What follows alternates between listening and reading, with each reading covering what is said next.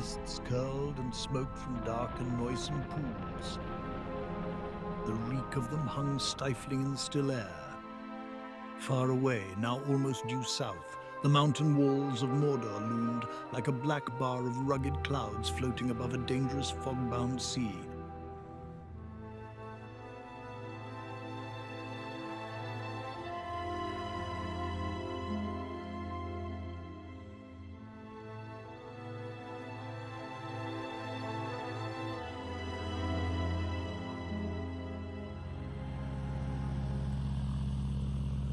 In May 2024, Protect the West Coast embarked on an ambitious flight up the west coast of South Africa to record the damage wrought by heavy minerals, sand, and diamond mining. It was the first project of its kind in South Africa. We took off from Melkbos near Cape Town. We flew to Lamberts Bay to begin our journey to witness rampant and unchecked mining on a biodiverse and fragile area. Our flight would take us to the Orange River and back, about 800 kilometers. The West Coast used to comprise 400 kilometers of unspoiled coastline. The nutrient-rich waters along the coast teemed with wildlife, sustaining communities and fisheries. The spectacular coast, rich in unique fauna and flora, was a resource to visit, a place for recreation and rest. On land, the world-renowned succulent Karoo biome contained flora found nowhere else on Earth.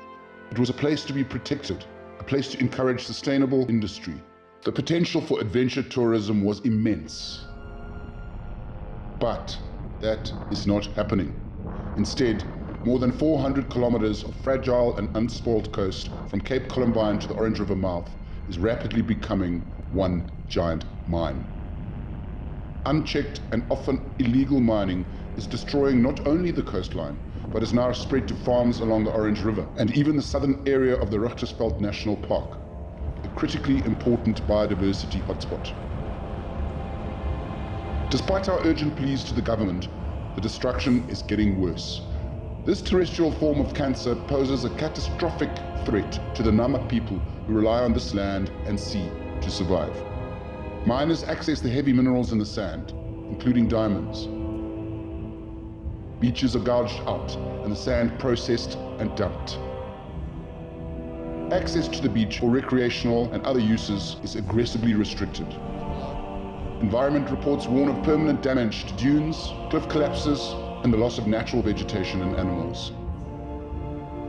Inshore currents change, and fragile marine ecosystems are altered by unnatural silting.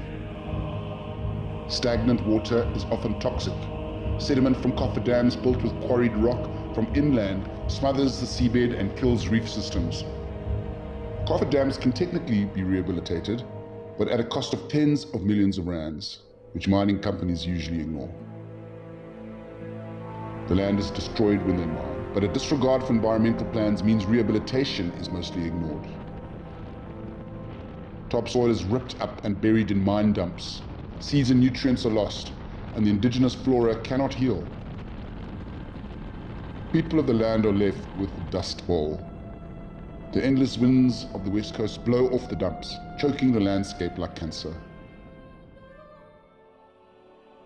The only way forward is a moratorium on all mining applications until a broad strategic environmental assessment is conducted for the West Coast.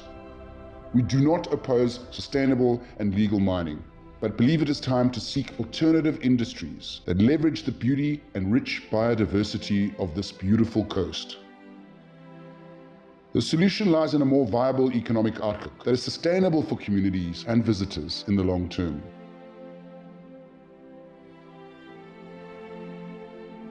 To protect this coast, we need your help.